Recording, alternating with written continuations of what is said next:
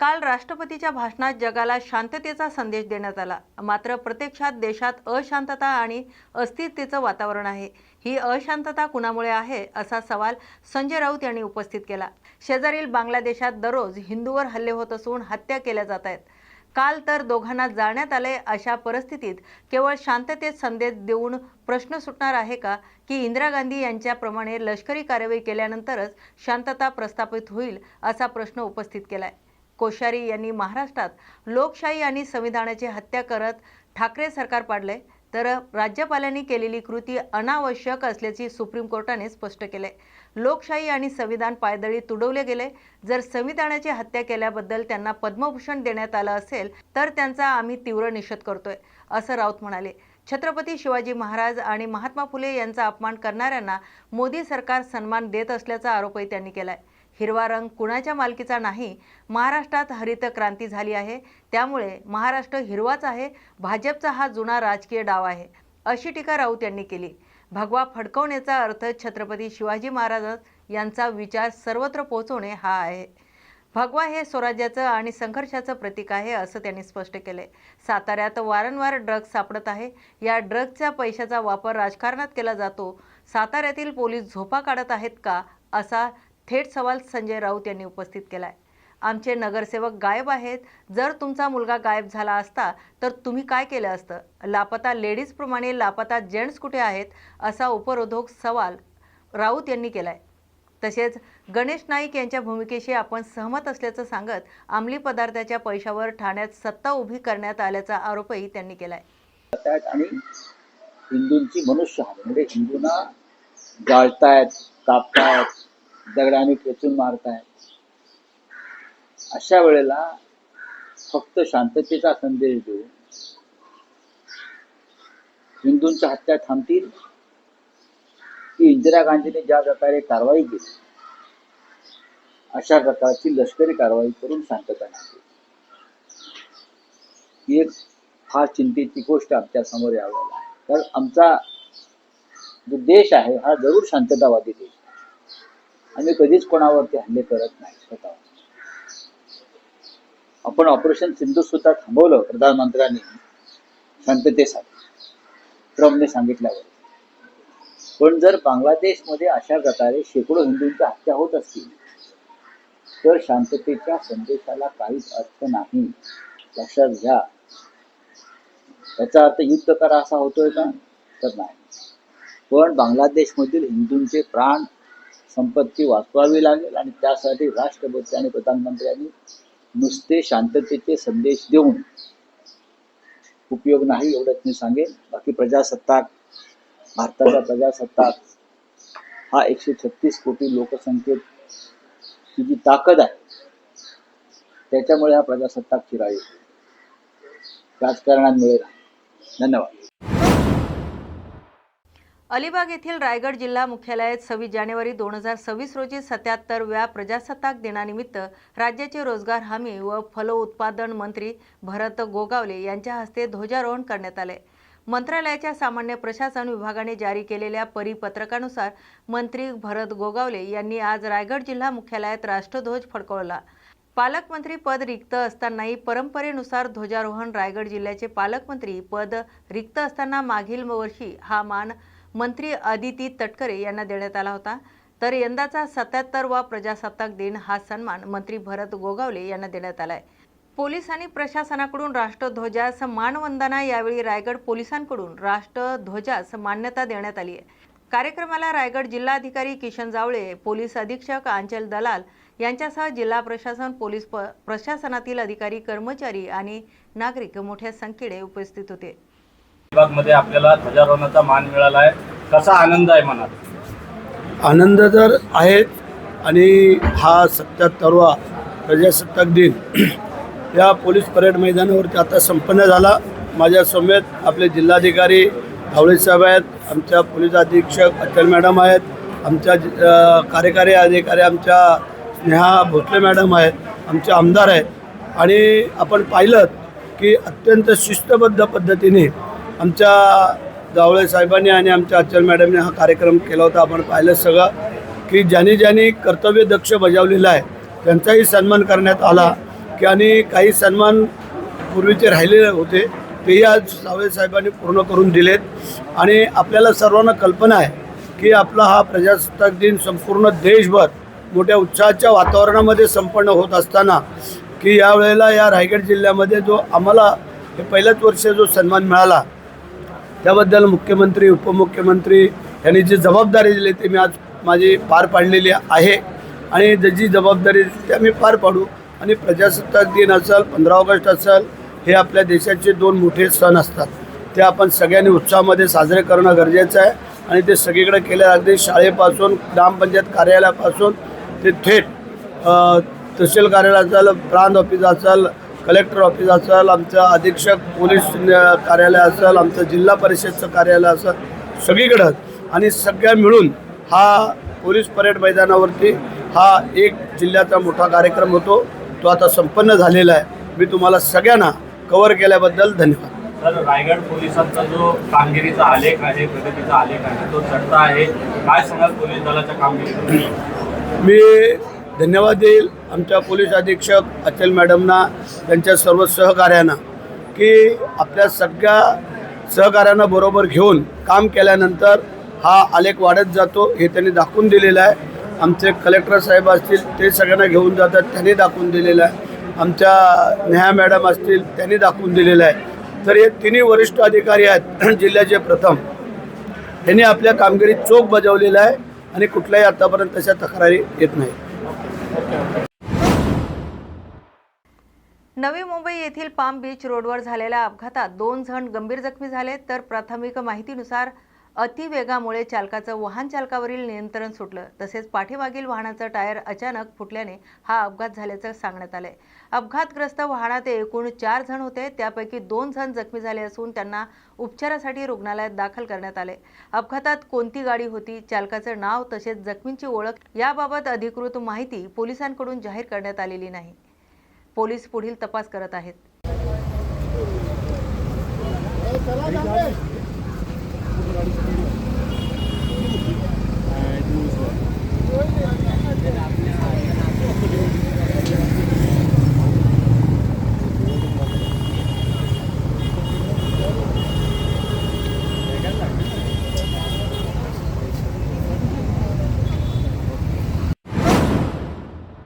चंद्रपूर येथे काही नगरसेवक मुख्यमंत्री यांना भेटणार असल्याच्या चर्चावर चंद्रपूरच्या खासदार प्रतिभा धानोरकर यांनी प्रतिक्रिया दिली.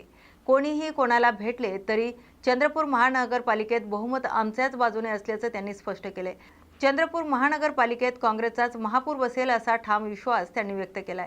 संख्याबळ आणि उमेदवार ज्यांच्याकडे आहे त्यांनाच महत्त्व मिळतं असं सांगत 8 नगरसेवकांचा गट तयार झाल्यानंतर जबाबदारी म्हणून ते मुख्यमंत्री यांना भेटत असतील तर ती आनंदाची बाब असल्याचंही त्यांनी नमूद केले. तसेच उबाटा आणि वंचितासारखे घटक पक्ष आमच्या सोबत राहतील असा विश्वास खासदार प्रतिभा धानोरकर यांनी व्यक्त केलाय. मुख्यमंत्र्यांना भेटणारा या भेटीकडे कसं पाहता? कोणी कोणाकडे जरी भेटलं असेल तरी बहुमताच्या जवळपास आम्ही आहो आणि मला विश्वास आहे 100% महापौर हा काँग्रेसचाच या महापालिकेवरती बसेल. भाजपला 10 नगरसेवक शेवटी ज्यांचं संख्याबळ आहे, ज्यांच्याकडे उमेदवार आहे, त्यांची भेटून कोणाला किती वाटा मिळते याच्याकडे पाहणं आपल्याला अत्यंत महत्त्वाचं आहे. आणि साहजिकच त्यांची या ठिकाणी 8 लोकांचा गट झाला आहे. गट झाल्यानंतर ते जबाबदार म्हणून राज्याचे मुख्यमंत्री आहे त्यांना भेटत असतील तर आनंदाची गोष्ट आहे. पण मला विश्वास आहे की जे घटक पक्ष आमच्या सोबत होते, मग उभाटा असतील किंवा वंचित असतील, या घटक पक्षावरती माझा विश्वास आहे आणि महाविकास आघाडीच्या ते सोबत राहतील. जालना येथे प्रजासत्ताक दिनानिमित्त आयोजित कार्यक्रमात पालकमंत्री पंकजाताई मुंडे यांच्या उपस्थितीत व्हिडिओ चित्रीकरण करणाऱ्या पत्रकारांना पोलिसांनी रोखल्याचा प्रकार समोर आलाय. राष्ट्रध्वजाला मानवंदना आणि परेडचे कव्हरेज सुरू असताना पत्रकारांना व्हिडिओ चित्रीकरण करण्यास मज्जाव करण्यात आला. यावेळी काही पोलीस कर्मचाऱ्यांनी पत्रकारांना धक्काबुक्की करत कार्यक्रम स्थळाबाहेर काढल्याचा आरोप करण्यात आलाय. या घटनेमुळे पत्रकाराचा सार्वजनिकरित्या अपमान झाल्याचं माध्यम क्षेत्रातून तीव्र संताप व्यक्त करण्यात येतोय.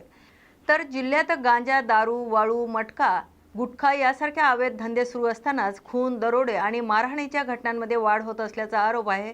अशा परिस्थितीत कायदा आणि सुव्यवस्था राखण्यात अपयशी ठरत असलेले पोलीस प्रशासन पत्रकारावरच दादागिरी करत असल्याचं चित्र दिसून आले असा आरोप करण्यात येतोय. तीव्र निषेध. जिल्ह्यातील ढासळलेल्या कायदा सुव्यवस्थेकडे दुर्लक्ष करून पत्रकारांवर दादागिरी करणाऱ्या पोलिसांच्या वर्तणुकीचा तीव्र शब्दात निषेध व्यक्त करण्यात आला आहे. धक्काबुक्की करत बाहेर काढलंय. हा इन्सल्ट का मॅडम? का अपमान करता आमचं वारंवार? पत्रकार सांगा ना आम्हाला, तुम्ही तुमचा जिल्हा माहिती अधिकाऱ्याला सांगा, बोलू नको म्हणा. आमची पण प्रतिष्ठा आहे ना, असं नाही ना. सगळ्यांना चांगली बात, चांगला फुटेज यावं. हाच उद्देश असतो ना. काही एक बोला, एक म्हणणं आहे की बघा आजचा कार्यक्रम देशासाठी. हो बरोबर. आम्ही कोण आहे मॅडम, मला सांगा. हा, तुमच्या म्हणणं जे आहे ते आम्ही काय झालं होतं एक्झॅक्टली, त्याची फुटेज पण असेल ते बघू. आम्ही आहे ना मॅडम, कुठे जाऊया त्याच्यामध्ये. काय निर्णय घेऊन काय झालं पण जे कोणी आदेश दिले असेल त्याच्यावर कारवाई पाहिजे. कारवाईची बाबा कोण आदेश देणार आहे? कार्यावर पोलिसांवर कारवाई झाली पाहिजे. त्याच्यावर कारवाई कारवाई झाली पाहिजे. आमच्याकडे फुटेज आहे. तुम्ही आम्ही फुटेज देतो तुम्हाला, तुम्ही कारवाई करा. आम्ही शांत ही राहू. गोष्टी आहे की आज 26 जानेवारी आपला प्रजासत्ताक आहे ना दिवस. मॅडम. आजच्या दिवशी इथे आपला कार्यक्रम सुरू असणार आहे. It's a national. हो आजच्या दिवशी असा गोंधळ ना आपल्या मॅडम ऐका ना, गोंधळचा विषय नाही. आम्ही केला माहिती आहे तुम्ही सगळे चांगली गोष्टी आले. आता थोडं कॉपरेट करा. आता इथे मॅडम आम्ही कॉपरेट करायला मला सांगा मॅडम. एक शब्द द्या, आम्ही कारवाई करतो म्हणून प्रशासन. मॅडम तुम्ही प्रशासन म्हणून तुम्हाला आम्ही विनंती करतो, ऐका ना, तुम्हाला आम्ही विनंती करतो, तुम्ही आल्यापासून कोणत्या पत्रकारांनी येऊन तुम्हाला त्रास दिला का? असं कोणी बोलत पण नाही. असं आम्ही कुठे वाईट बातमी लावल्या का तुमच्या? आम्ही जसं प्रशासनानं पाठवलं आम्ही ते पॉझिटिव्ह बातम्या लावतो आणि ही पॉझिटिव्ह बातमी होती. आपली ड्युटीज करत होते. त्यांच्या काम मॅडम, असं थोडीशी पद्धत मॅडम दरवर्षीचं झालंय तसं. दरवर्षी काही ना काही होतं मॅडम. तुमच्याकडे माहिती कार्यालय तुम्हाला बाहेर काढायचं काढा. मॅडम, कार्यक्रम सुरू आहे 26 मॅडम, जानेवारी. तुम्ही पण त्याचा भाग आहोत. नाही, आम्हाला तुमचं नाही. आम्ही त्याचा भाग आहे. आता इथे जर असं केलं ना तर काय आम्ही काय करतोय? आम्ही काय काही नाही, आम्हाला मॅडमशी बोलायचं फक्त. आम्हाला नाही, आम्हाला बोलायचं फक्त त्यांच्याशी. ऐका ना मॅडम, काय झालं मॅडम ऐका ना, 5 मिनिटं त्यांच्याशी बोलायचं आम्हाला फक्त. आम्हाला तिकडनं बाहेर काढला, मी बाहेर येऊन थांबला. आता पालकमंत्र्याला आमचे काही वैयक्तिक प्रश्न आहे ते विचारू बघा नका. बाहेर काढणार. मीडियाच्या बाई सांगितलं की थोडासा जे काही असेल आपण तुम्हाला व्हिडिओ टाकतो आम्ही, ते बघा. आता तुम्ही पण सगळे रेकॉर्ड करत आहे तर मी सगळ्यांना सांगू इच्छिते आता मोठा चांगला कार्यक्रम पवित्र आपल्या देशासाठी कार्यक्रम सुरू आहे. अवॉर्ड दिले जात आहे. तुम्ही प्लीज थोडासा कॉपरेट केलं मॅडम, आम्ही पाहिजे. स्वातंत्र्य सैनिकाचे शिवसेना खासदार संजय जाधव यांनी पालकमंत्री मेघना बोर्डीकर यांच्यावर केलेल्या टीकेला बोर्डीकर यांनी स्पष्ट शब्दात उत्तर दिले. देशात आणि राज्यात भाजप क्रमांक 1च पक्ष असतानाही पालकमंत्री मेघना बोर्डीकर यांनी अपक्ष आमदार रत्नाकर गट्टे यांच्या दारात एबी फॉर्म घेऊन जावे लागले असा आरोप खासदार संजय जाधव यांनी व्यक्त केलाय. या आरोपाचं खंडन करत पालकमंत्री मेघना बोर्डीकर यांनी सांगितलंय की आमदार रत्नाकर गट्टे हे भाजपचे सहयोगी आमदार आहेत, तर पक्षश्रेष्ठींनी दिलेल्या सूचनेनुसार जिल्हा परिषद निवडणुकीच्या अनुषंगाने आपण त्यांची भेट घेतली होती. या विषयाकडे खासदार जाधव यांनी फारसे गांभीर्याने पाहू नये असा सल्लाही त्यांनी दिलाय. परभणी महापालिकेत भाजपचाच महापूर बसेल अशा चर्चावर प्रतिक्रिया देताना पालकमंत्री बोर्डीकर म्हणाल्या की ऑपरेशन लोटस सारख्या कामांसाठी माझ्याकडे वेळ नाही. मला जिल्हा परिषदेची निवडणूक अधिक महत्त्वाची आहे. महापालिकेत आमचे संख्याबळ नसल्याने त्याच्याकडे आम्ही फारसं लक्ष देणार नाही असंही त्या म्हणाल्या. त्या भाजपच्या पालकमंत्र्यांना अपक्ष आमदाराच्या दाराला जावं लागलं एबी फॉर्म. हे बघा, अपक्ष आमदार आमचे सहयोगी आमदार आहेत, हे तुम्ही विसरता कामा नये. त्यांनी 2019ला सुद्धा भारतीय जनता पार्टीचं सरकार स्थापन करण्यासाठी आमच्यासोबत राहिलेले. आत्तासुद्धा ते आमचे 137 जे आम्ही भाजपाचे आमदार समजतो त्यामध्ये एक रत्नाकर गुट्टे साहेब आहेत. आणि आमच्या नेत्यांच्या सूचनेनुसार मी एक भारतीय जनता पार्टीची कार्यकर्ती पहिले आहे, त्यानंतर पालकमंत्री आहे. आणि नेत्यांच्या सूचनेनुसार आणि आमच्या पक्षाला जे योग्य राहतं त्यानुसार निर्णय मी घेतलेले आहेत. त्यानुसार आम्ही गंगाखेडच्या आमदारांच्याकडे गेलेले आहे. त्यामुळे खासदार साहेबाला ह्याच्यामध्ये जास्त लक्ष घालायचं काम नाही. आणि एवढा आनंद पण आमच्या नेत्यांनी सांगितलंय की यश आलं की त्याचा उन्माद करू नये, अपयश आलं की खचून जाऊ नये. प्रत्येक दिवस हा आपल्यासाठी नवीन काहीतरी घेऊन आलेला असतो, नवीन शिकवणारा असतो.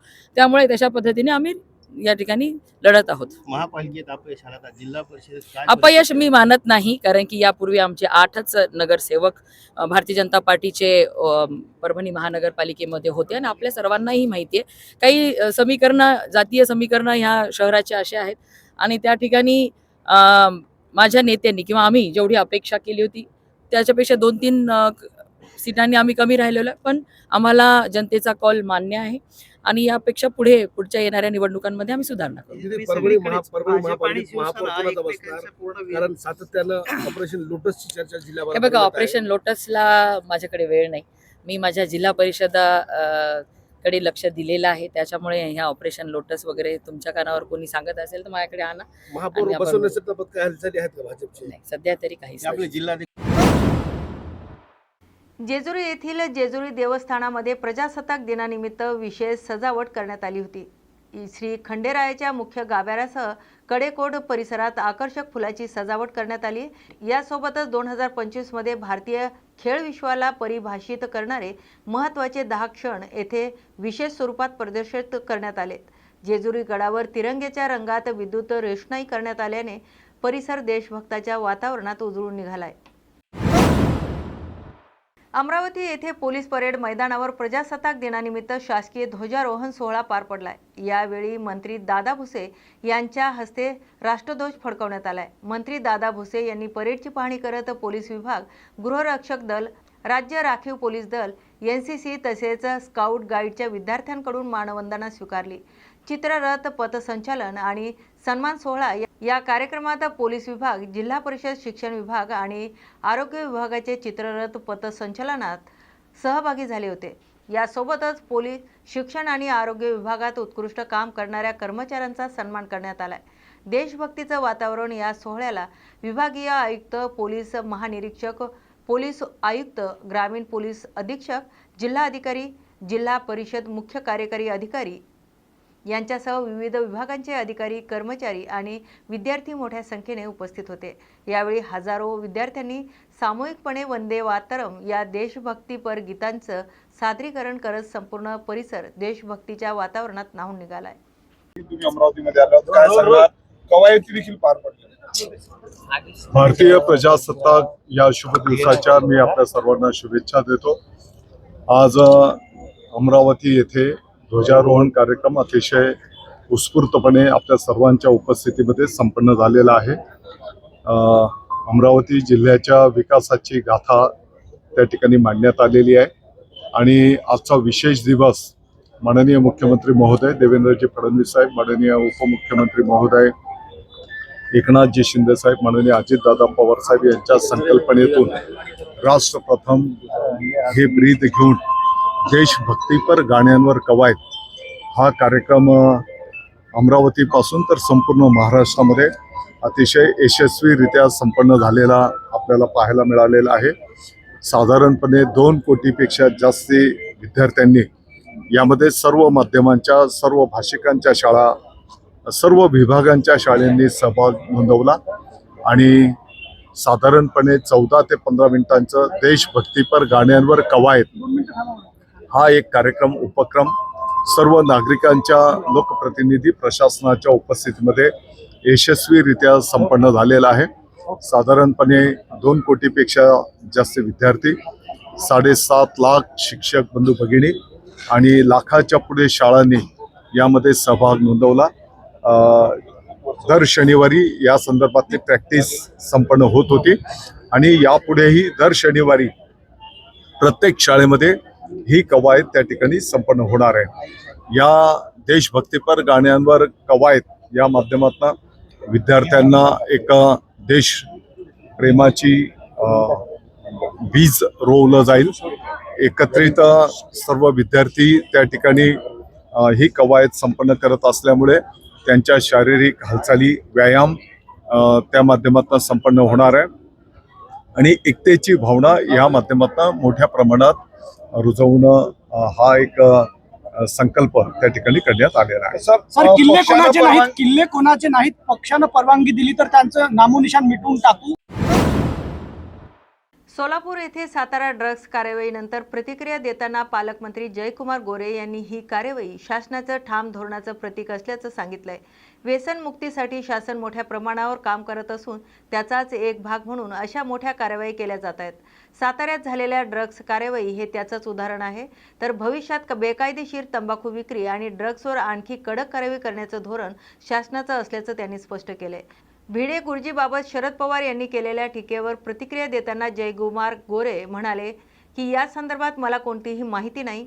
सुषमा अंधारे यांच्या वक्तव्यावर टीका करत ड्रग्ज कारवाईबाबत सुषमा अंधारे यांनी केलेल्या विधानावर प्रतिक्रिया देताना गोरे म्हणाले, अंधारेंना सगळा अंधारच समोर दिसत असल्यामुळे त्या अंधारात काय चाललंय हे त्यांना समजत नाहीये. लोकांच्या भावना आणि जनाधार समजून घेतला पाहिजे. लोकांनी दिलेल्या कौलाचा स्वीकार करणं हे गरजेचं आहे.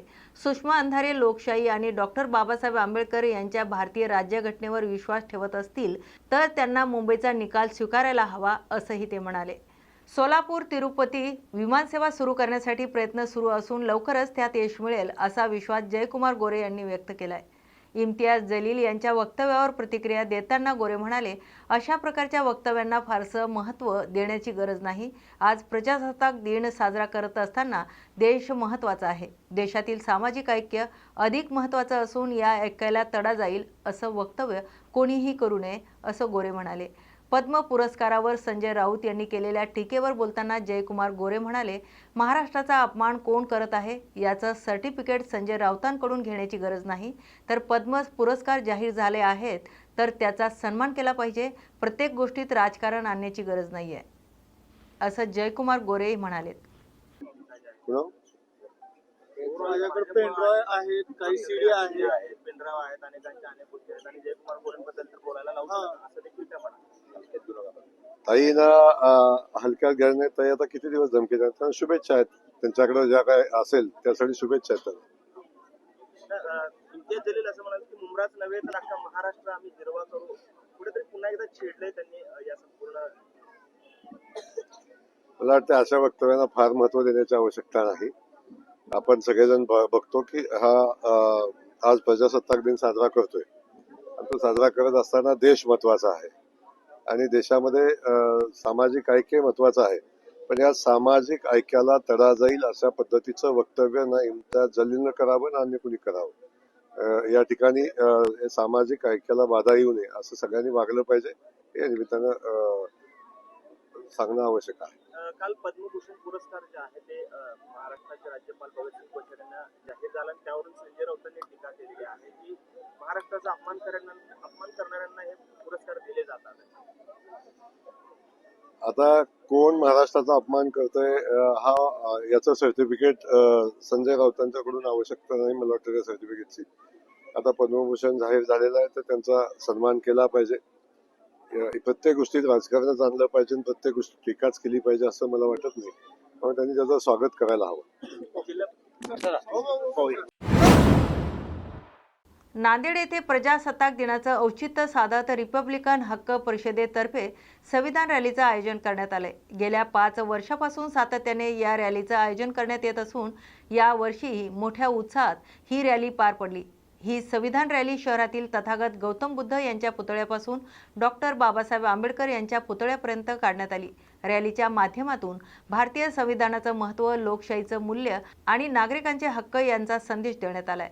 रिपब्लिकन हक्क परिषद युवा आघाडीच्या वतीनं शुभम सोनाळे यांच्या नेतृत्वाखाली गेल्या 5 वर्षापासून सातत्यानं संविधान रॅली काढण्यात येत असते. डॉक्टर बाबासाहेब आंबेडकर यांनी 26 नोव्हेंबर 1949 रोजी या देशाला घटना बहाल केली होती. त्याच्यानंतर 26 जानेवारी 1949 पासून डॉक्टर बाबासाहेब आंबेडकर प्रणीत संविधान हे अंमलात आलं आणि भारत देश त्या दिवसापासून प्रजासत्ताक दिन म्हणून, गणतंत्र दिवस म्हणून साजरा करीत आहे.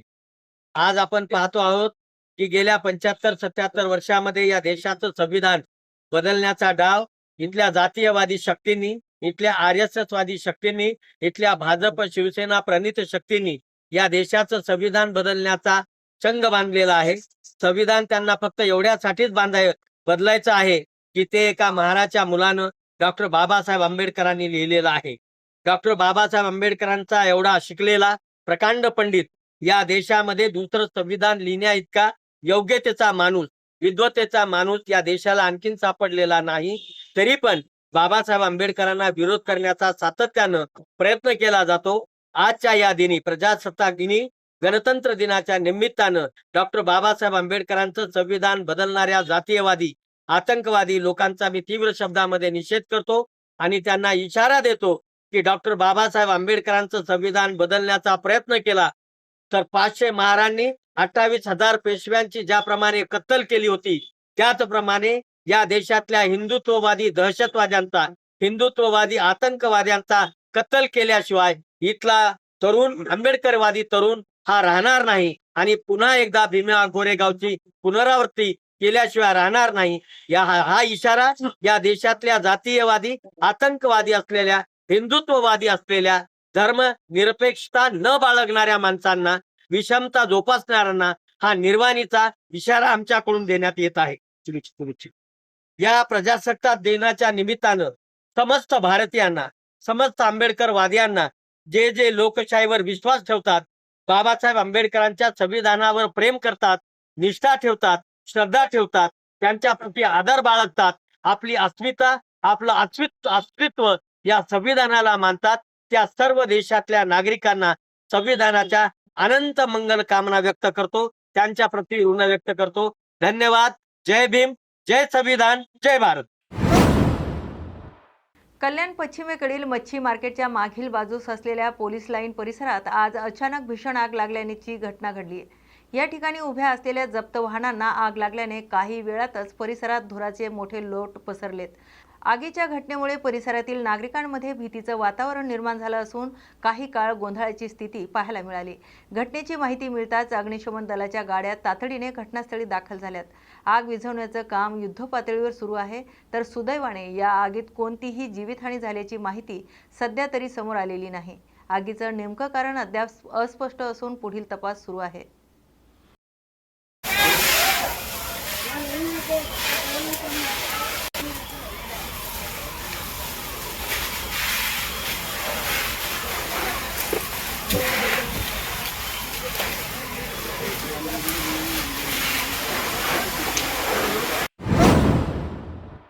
सिंधुदुर्ग जिल्ह्यात जिल्हा परिषद आणि पंचायत समिती निवडणुकीचा प्रचार सध्या अंतिम टप्प्यात पोहोचलाय. सर्वच राजकीय पक्षाचे उमेदवाराच्या घरोघरी जाऊन जोरदार प्रचार करताना दिसत आहेत. अशातच पावशी जिल्हा परिषद मतदारसंघात ठाकरे सेनेचे उमेदवार अमरसेन सावंत यांनी प्रचारात आघाडी घेतल्याचं चित्र पाहायला मिळतंय. गावोगावी बैठका, घरभेटी आणि स्थानिक प्रश्नावर आधारित प्रचारामुळे मतदारांमध्ये त्यांचा चांगलाच प्रतिसाद मिळत असल्याचं सांगितलं जातंय. स्थानिक विकास, मूलभूत सुविधा आणि सामान्य जनतेच्या प्रश्नांना प्राधान्य देत आपण प्रचार करत असल्याचा दावा उमेदवारांकडून करण्यात येतोय. दरम्यान येत्या काही दिवसात प्रचार अधिक तीव्र होण्याची शक्यता व्यक्त केली जाते. निवडणुकीला सामोरं जात आहे, एकाच एक लढत आहे. विजयाची खात्री आहे का आणि काय मुद्दे घेऊन तुम्ही निवडणुकीला सामोरं जात आहे? विजयाची पूर्ण खात्री मला आहे. माझ्याबरोबर आमच्या डिगसगावच्या सरपंच पूनम पवार, त्याचप्रमाणे अनागावचे सरपंच लीलाधर अनावकर, माझे सहकारी उमेदवार आप्पा मांजरेकर आणि ग्रामपंचायत सदस्य साक्षी सावंत, तसेच सर्वच कार्यकर्ते अना उमरमाळा आणि डिगसचे सर्व कार्यकर्ते या ठिकाणी उपस्थित आहेत. आज खरोखरच माझी ही 4थी टर्म आहे. 2 टर्म मी डिगस मतदारसंघातून प्रतिनिधित्व केलं, परंतु हे प्रतिनिधित्व करीत असताना पहिलं मी जनता दलातून केलं, त्यानंतर काँग्रेसमधून केलं. काँग्रेसची सत्ता होती, परंतु तेवढं काम मला करता आलं नाही. मात्र 17च्या इलेक्शनमध्ये निवडून आल्यानंतर सर्वच गावात मी विकास कामं केलेली आहेत. काही रस्त्यांच्या वगैरे 23 नंबरच्या वगैरे अडचणी असल्यामुळे काही कामं मला करता आली नाहीत, परंतु भावी काळातसुद्धा राहिलेली छोटी मोठी कामं आहेत ती मी करायला सक्षम आहे. त्याचप्रमाणे आमच्या पंदूर गावामध्ये सुद्धा एक ब्रिज कोसळलेला आहे आणि गेली 2 वर्ष झाली त्या ठिकाणी ते ब्रिज होत नाही आहे आणि सत्ताधाऱ्यांचं त्या ठिकाणी लक्ष नाही आहे.